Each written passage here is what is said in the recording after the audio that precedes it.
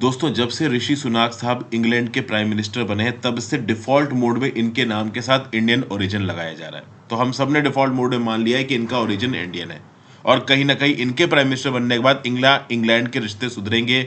ये जो free trade agreement है, ये जल्दी साइन हो सकता है। लेकिन पाकिस्तान के अंदर से कुछ ऐसी वॉइसेज़ निकल के आ रही हैं, जो कि ये बता रही हैं कि ऋषि सुनाक पाकिस्तानी है। कुछ लोग ये बोल रहे हैं कि ऋषि सुनाक पाकिस्तानी, हिंदुस्तानी दोनों है, मतलब इनका पाकिस्तानी ओरिजिन भी है, इंडियन ओरिजिन भी है। कुछ लोग बोल रहे हैं कि नहीं भाई, ये पाकिस्तानी है। अब कौन से बेसिस पे बोल रहे हैं, इसको यहाँ पे समझने की कोशिश करते हैं। देखिए, अगर ऋषि सुनाक साहब के पेरेंट्स की बात की जाए, तो इनके पिताजी का नाम था Yashveer Sunak. Yashveer Sunak present day Kenya में पैदा हुए थे और इनकी माता जी का नाम था उषा सुनाक। उषा सुनाक, जो कि ऋषि सुनाक जी की माता जी, इनका जन्म हुआ था तंगनिका बाद में तंजानिया, मतलब आज के प्रेजेंट डे तंजानिया में पैदा हुई थी माता जी ऋषि सुनाक की। तो ईस्ट अफ्रीका की कंट्रीज में इनके माता पिता पैदा हुए थे। लेकिन समझिए, ऋषि सुनाक के फादर यशवीर सुनाक के जो फादर थे रामदास सुनाक साहब का जन्म हुआ था गुजरनवाला में। वो एक्चुअली में गुजरनवाला से थे। गुजरनवाला आज की डेट में पाकिस्तान की पंजाब प्रोविंस में पड़ता है।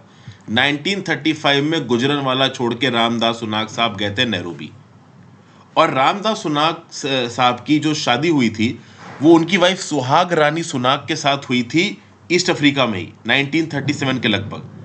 तो रामदास सुनाक, जो कि दादा थे ऋषि सुनाक जी के, इनकी वाइफ सुहाग रानी सुनाक दिल्ली से 1937 में नैरोबी गई थी, लेकिन दिल्ली में आने से पहले वो आई गुजरनवाला से थी। तो टेक्निकली यहां पे अगर देखा जाए, तो ऋषि सुनाक के जो दादा और दादी थे, वो दोनों लोगों का ओरिजिन गुजरनवाला से। तो इस बेसिस पे पाकिस्तान में कुछ लोग ये क्लेम कर रहे हैं कि भाई, ओवरऑल ऋषि सुनाक का जो ओरिजिन है वो पाकिस्तानी है। मैं बता दूं, ये पाकिस्तान की सरकार ने क्लेम नहीं किया है, बट हाँ, लोग इनके बर्थ के आधार पे इनके ओरिजिन को पाकिस्तानी बता रहे हैं। अब एक्चुअली में अगर इनके दादा और दादी का जो ओरिजिन है वो गुजरनवाला से है, तो ये पाकिस्तानी हुए टेक्निकली अगर देखा जाए तो। हालांकि ओवरऑल जो इनकी दादी थी वो दिल्ली से आई थी, इसलिए इनका इंडियन ओरिजिन भी बोल रहे हैं। तो कुछ लोग बोल रहे हैं कि पाकिस्तानी है, कुछ लोग बोल रहे हैं कि पाकिस्तानी और इंडियन दोनों ओरिजिन है। गुजरनवाला की बात की जाए तो अपने आप में ये शहर काफ़ी इंपॉर्टेंट हो जाता है। यहाँ पे पंजाब प्रोविंस की आप कह लो one of the most influential शहरों में से एक है। One of the highest industrialized आप कह लीजिए शहर है ये पाकिस्तान का। गुजरनवाला को रेस्टलर्स का शहर, दंगल लड़ने वालों का शहर बोला जाता है। खाने पीने के लिए काफ़ी मशहूर है गुजरनवाला पाकिस्तान। गुजरनवाला कुछ और चीज़ों के लिए मशहूर है। महाराजा रणजीत सिंह, जिन्होंने सिख अंपायर की स्थापना की, कंसोलिडेटेड सिख अंपायर की, उनका जन्म गुजरनवाला में हुआ था। सुकरचकिया मीज़ल की जो कैपिटल थी ना, वो गुजरनवाला थी। और एक समय था जब गुजरनवाला में ओवरऑल जो नॉन मुस्लिम तबका था वो डोमिनेंट हुआ करता था। देखिए, अगर 1941 का सेंसस आप उठा के देखोगे तो गुजरनवाला में 9,12,234 लोग रहते थे, जिसमें से ऑलमोस्ट 2,70,000 लोग नॉन मुस्लिम्स थे।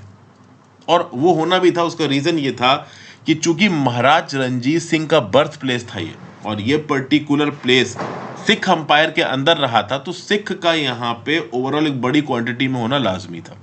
इनफैक्ट 1947 में जब देश का बंटवारा हुआ तो गुजरनवाला अनफॉर्चुनेटली पाकिस्तान के पास चला गया। उस समय पे गुजरनवाला की 54.30% आबादी मुस्लिम थी।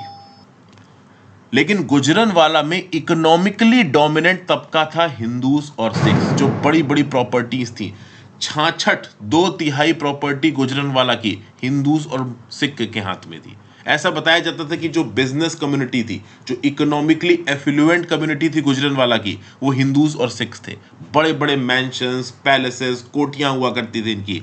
लेकिन ओवरऑल जब यहाँ पे राइट्स हुए, पार्टीशन हुआ, तो उसके बाद इमीडिएट बेसिस पे अपनी जान बचाने के लिए हिंदूज और सिखों ने भागना शुरू किया। तो जो बड़ी बड़ी कोठियों में काम करने वाले नौकर थे, जो उस समय पे मुस्लिम्स थे, तो हिंदू और सिख लॉर्ड ने उनसे बोला कि भाई हमारे घर का ध्यान रखना, हम राइट्स के बाद वापस लौट के आएंगे।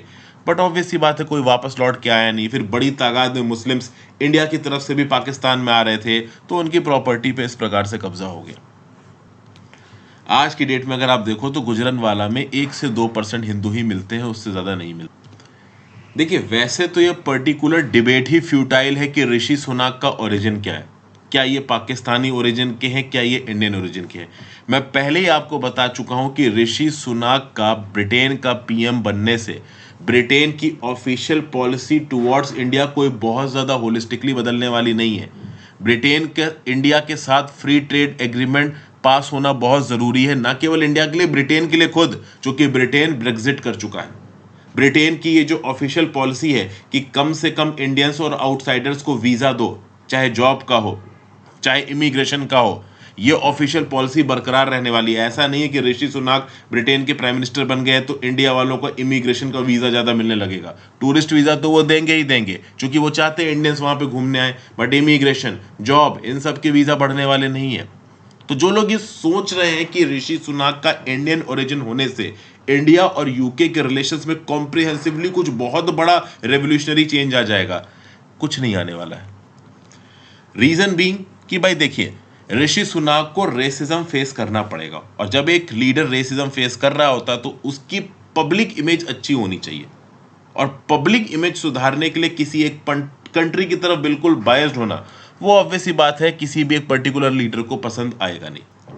और कोई बहुत एक्टिव लिंक इनके इंडिया के साथ अभी है नहीं। ये हिंदू हैं, इस बेसिस पे ये इंडिया का सपोर्ट करने लगे, ये भी कोई लॉजिक और बेसिस बैठता नहीं है।